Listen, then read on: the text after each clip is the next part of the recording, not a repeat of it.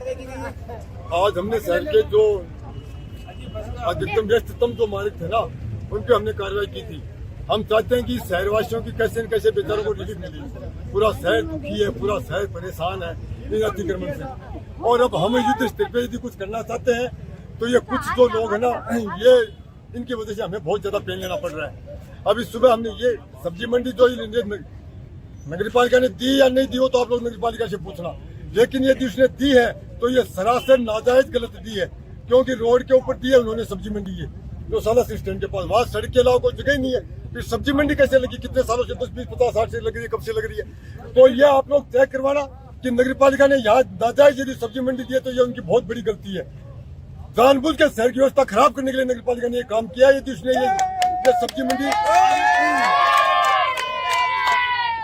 ये सब्जी मंडी वहाँ रोड के ऊपर दी है तो आज हमें पूरी ताकत होगी बड़ी सब्जी मंडी को वहां से हटाने के लिए।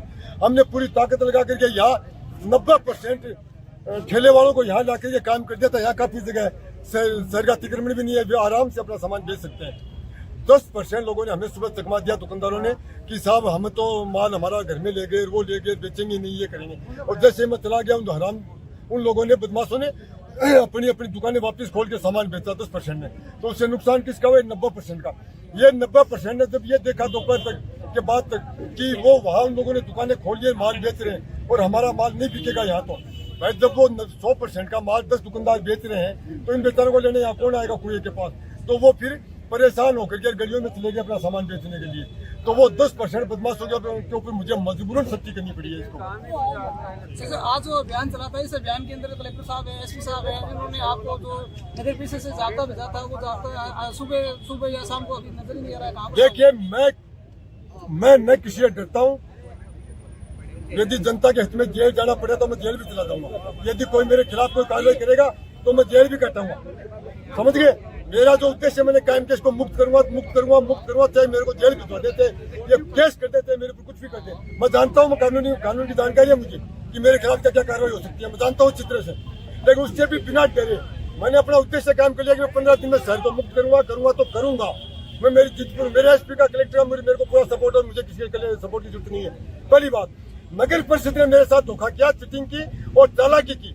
नगर परिषद ने कलेक्टर साहब के दबाव में आकर के कल सुबह और आज सुबह फॉर्मेलिटी के लिए 1 ट्रैक्टर ट्रॉली और 2 लेबर, लेकिन मैंने सोचा लकीर के फकीर भी ठीक है। यदि फॉर्मेलिटी के लिए ये ट्रॉली दे रहे, आज शाम को नगर परिषद के जिसको डिटेल किया था मेरे साथ कि आप इससे जाब्ता लोगे, उसने मुझे साफ मना कर दिया कि हम आपको गाड़ी नहीं देंगे, आप जो कार्रवाई कर रहे हो बहुत सख्त कर रहे हो। उससे हमारे अधिकारियों ने मना कर दिया है। और इसके बाद जब उसको मैंने कहा कि हम कोई सख्त कार्रवाई नहीं करेंगे, आप तो दे दो, तब उसने बोला ठीक है मैं देता हूँ। फिर जब मैं बार फोन करने लगा तो उसने फोन स्विच ऑफ कर दिया। आप कार्रवाई कर रहे हो तो नियमानुसार करो, इसमें कितने कहा नगर परिषद को आपका भाई सारे सुभाष चंद्र बोस थे क्या? एक ही तो बोस पहले था, हम भी उसी के नाम राशि वाले, तो कुछ तो लकीर पीटे। कोई राजनेता का दबाव आया क्या उनके ऊपर? दबाव राजनेताओं के विचारों के बहुत बहुत धन्यवाद। पहली बात तो जो अच्छे नेता वो तो मेरे को फोन करेंगे नहीं, और जो दूसरी टाइप के नेता उनकी हिम्मत नहीं है कि मुझे फोन करें। मैं शाम को जब आप इस अभियान में निकले तो आपके साथ कौन सा डिपार्टमेंट? अभी शाम को मेरे साथ मेरी करी आरएससी के और मेरे ट्रैफिक के बस, इनके अलावा कोई स्टाफ नहीं कोई और कुछ नहीं। फिर आगे आपकी कार्रवाई किस प्रकार की? कार्रवाई शहर को जब तक मैं शिविर में खड़ा मुक्त करके छोड़ूंगा। मैं मानने वालों में से नहीं, बहुत जिद्दी आदमी हूँ, बहुत ज्यादा जिद्दी आदमी, मैं टूट सकता हूँ।